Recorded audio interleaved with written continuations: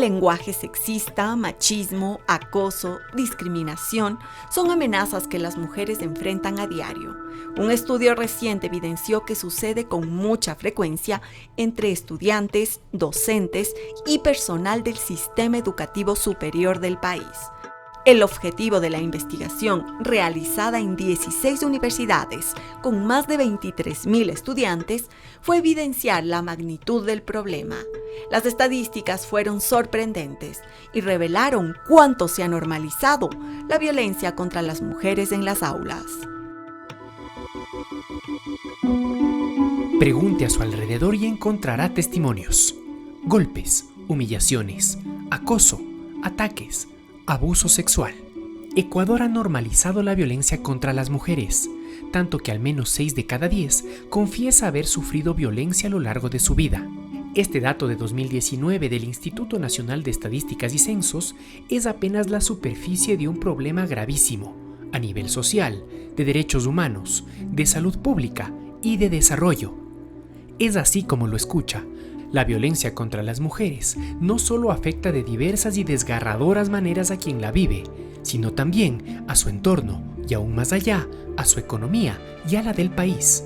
Hay pocos estudios que aborden esta óptica en el Ecuador, y ante esto, la GIZ, Cooperación Técnica Alemana, encargó a la Universidad San Martín de Porres de Perú una investigación que empezó en 2018 en 16 universidades públicas y privadas de todo nuestro país. El estudio de Ecuador es un estudio que analiza universidades completas y no solo analiza estudiantes, sino también analiza data proveniente de profesores y personal administrativo.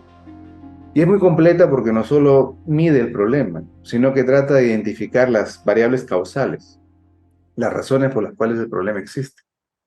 Y una data que impacta mucho es el nivel de aceptación que existe hacia la violencia, es decir, la tolerancia hacia la violencia contra las mujeres.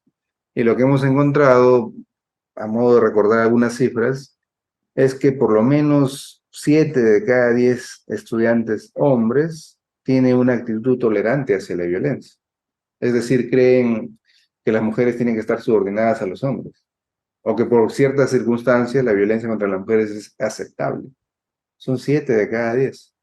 Y en el caso de las mujeres, lamentablemente también hemos encontrado estadísticas muy altas, ¿no? 5 de cada 10 mujeres estudiantes universitarias también tienen actitudes que justifican la violencia, ¿no? Entonces, encontrar esto en la población más educada del país nos hace ver lo complicado y lo enraizado que están estas normas sociales y culturales que justifican la violencia en nuestras culturas. Porque imagínense, si a nivel de universitarios todavía tenemos esas ideas, ¿cómo será en la población NINI, ¿no? La población que ni estudia ni trabaja, por ejemplo. Este estudio buscó encontrar evidencia de la violencia contra la mujer ejercida por algún miembro de la comunidad universitaria, por una pareja o por una expareja, tanto de estudiantes como de personal docente y administrativo. Y lo que efectivamente se encontró fueron datos de violencia en todas y cada una de las 16 universidades participantes. En la Universidad Politécnica Nacional, esta violencia toma distintas formas, y hoy ya hay una organización estudiantil trabajando para su prevención. Estamos en la Escuela Politécnica Nacional, donde en marzo de este año se inauguró este mural que tenemos aquí a nuestras espaldas. Es una científica, una ingeniera, tiene a su alrededor varios símbolos de varias de las carreras de la universidad. Estefi, para las universitarias, para las politécnicas, ¿este mural qué significa? Este mural representa a todas las mujeres que somos ingenieras, científicas o que trabajamos en la tecnología. Se realizó gracias a un casting que se hizo a varias estudiantes y en sí es el rostro de las mujeres que hemos pasado por estas aulas, que han culminado su carrera y que ahora también pertenecen tal vez al mundo académico o al mundo empresarial, haciendo ciencia para la humanidad. Sabemos que la violencia basada en género está presente en muchas universidades del país. En el caso de Escuela Politécnica, ¿esto toma formas particulares? Tal vez es más presente un tipo de violencia específico, como por ejemplo la violencia simbólica. Es algo que lo vivimos a diario, que se transmite a través del lenguaje. ¿Y cuáles son las frases o situaciones en las que más se nota esa violencia basada en género en la poli? Más que nada en la distribución de actividades. Por ejemplo, cuando tenemos que salir al campo, es muy común que los docentes a cargo pues le den estas tareas que son de carga o que son de fuerza a los hombres, mientras que las mujeres quizá tenemos que llenar alguna hoja, alguna alguna ruta, pero más bien no tenemos que hacer este trabajo físico, no porque no lo podamos hacer, sino porque está ya históricamente aceptado que nosotros somos más débiles y que por lo tanto no deberíamos aprender de eso, pero también estamos siguiendo ingenierías y también necesitamos conocer cómo es este trabajo en campo. También podemos ver cómo las mujeres no somos del todo presentes en cargos de autoridad, por ejemplo. Hemos tenido a nuestra primera rectora, Florinela Muñoz, la doctora Florinela Muñoz, quien es la primera rectora mujer de la institución. También algo que sucede mucho en mi carrera, yo estudié ingeniería mecánica, y es que no tengo profesoras mujeres, o quizás son muy pocas o están en áreas más de laboratorio, pero no toman estos cargos directivos como tal. También podemos ver cómo en las carreras se toman algunas como que son carreras más afeminadas, carreras más de mujeres, y se normaliza esta conducta, mientras que en carreras como ingeniería mecánica, ingeniería en telecomunicaciones, aún prima que son carreras de hombres, y las mujeres que ingresamos tal vez somos llamadas como marimachas o cosas de ese estilo. Este estudio, liderado por la cooperación alemana, encuestó a más de 23.000 estudiantes y a más de 4.000 docentes y personal administrativo de universidades de costa, sierra y Amazonía. En él, 34 de cada 100 estudiantes confesaron haber sido violentadas al menos una vez en su vida universitaria, y las agresiones más comunes son justamente las que apuntaba Stephanie: las psicológicas, que suman el 25%. Le siguen el acecho, el acoso, la violencia física, el abuso sexual y la violencia económica. Ahora bien, ¿por qué son importantes estas cifras? Pues porque en primer lugar dejan atrás la idea de que son casos aislados, y después porque la violencia repercute directamente en la salud y rendimiento académico de las estudiantes, y además en el presupuesto de toda la comunidad universitaria. La violencia contra la mujer genera daños físicos y emocionales. Es decir, la violencia física produce incapacidad temporal. Muchos estudiantes no van a estudiar por ello. La violencia emocional también afecta a la salud mental. Genera ansiedad, depresión, estrés, y eso afecta su capacidad de concentrarse en los estudios. Hay una variable que se llama presentismo. Presentismo significa ir a estudiar, pero no estás concentrada. Estás distraída y agotada por todo el problema que estás atravesando. Y eso te hace llegar tarde, te hace incumplir con tus actividades, evitas relacionarte con otros compañeros, entonces perjudicas tu rendimiento. A la larga, te disminuyen las notas, incumples tus asignaciones, aumenta la probabilidad de que repruebes cursos y aumenta la probabilidad de que dejes la universidad también. Es decir, cuando hay acoso sexual en la universidad, muchos estudiantes dejan de estudiar, dejan de ir por no querer enfrentarse al acosador, por ejemplo. Entonces la violencia de cualquiera de sus manifestaciones es destructivo para las personas que la sufren. Pero algo que hemos encontrado de forma sistemática también es que aquellas personas que agreden, aquellos estudiantes que agreden a su pareja u otros compañeros alrededor, también tienen consecuencias negativas en su rendimiento académico.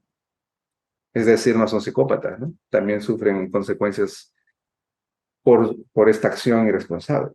Después de ejercer violencia, están preocupados, ansiosos por la experiencia que han vivido, se sienten culpables o tienen miedo que los denuncien, están con el problema ahí, con la celotipia, ¿no?, en la cabeza, entonces no se concentran. Entonces es muy probable que también tengan un impacto muy fuerte en su rendimiento académico. Entonces nosotros hemos medido todo eso y lo hemos convertido a días perdidos, es decir, el equivalente en horas, que luego lo convertimos a días, para ver más o menos cuánto es el promedio de días que una estudiante mujer pierde consecuencia de la violencia. Lo que hemos encontrado es que cuando sufre violencia por parte de la pareja, en promedio, pierden casi 11 días.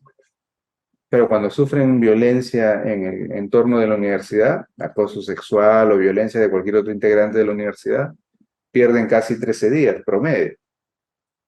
Pero cuando sufren los dos tipos de violencia al mismo tiempo, pierden casi 29 días al año en promedio. Lo que hicimos fue esos días convertirlos a dinero, en función de la fuerza perdida per cápita, ¿no? Utilizamos los indicadores de costo de tiempo perdido que existen en Ecuador, los transformamos y logramos encontrar que el 68.8 millones de dólares es lo que pierden las universidades en Ecuador producto de esta violencia en sus estudiantes. Así es, 68,8 millones de dólares se pierden cada año por violencia contra la mujer en las universidades del Ecuador. Esto ha hecho reaccionar a algunos centros educativos, que se han puesto manos a la obra para volver de sus campos lugares más seguros. En el caso de la Escuela Politécnica Nacional, se han construido puentes de comunicación entre estudiantes y autoridades para así tomar algunas medidas. La implementación del protocolo para la prevención y actuación en casos de violencia, acoso y discriminación de la EPN, también el reglamento de sanciones, por ejemplo, donde los estudiantes hemos sido parte en su elaboración. En todos los casos que teníamos antes a ello, que son al menos 21 casos denunciados en la Dirección de Bienestar Politécnico, no tenían otro paso más que seguir que estas medidas de prevención y protección. Es decir, no podía existir esta investigación y mucho menos la sanción, porque no había el reglamento que norme estas sanciones. Hemos visto también como en algunas fiestas, gracias a la CEBAD, hemos tenido puntos violetas, lugares donde pueden sentirse seguros y seguras a que ya no van a ser víctimas de violencia sexual, por ejemplo, dentro de estas fiestas donde normalmente hay el consumo de alcohol. Solicitamos la implementación de un nuevo personal. Así también la Politécnica contrató un nuevo psicólogo que también ayuda a todas las personas que han sido sobrevivientes, víctimas de violencia. Por supuesto que esto es apenas el inicio y aún queda mucho por hacer y mejorar. De hecho, ha habido casos en donde la revictimización es una de las cosas más presentes debido a los procesos burocráticos que existen dentro de una universidad pública. Entonces nosotros dentro de la CEBAD hemos intentado minimizar un poco estas actitudes que llevan a la revictimización, siendo nosotras quienes conversamos con los abogados, quienes conversamos con las secretarias que nos dan el turno, que conversamos incluso con el propio personal de psicología para que estas citas puedan darse. Entonces hay muchas veces que el personal también de la institución pues no tiene la culpa de que las cosas no sucedan con rapidez, sino es más bien algo sistemático de que estos deberes y obligaciones que tienen dentro de sus horas laborales pues no solamente contemplan esto, sino más cosas, y es necesario abrir este camino para atender esto con la emergencia que requiere. Más adelante, ¿qué pueden hacer las universidades y otras instituciones para prevenir la violencia contra las mujeres? Además, ¿qué puede hacer una mujer para protegerse y apoyarse en caso de sufrir violencia?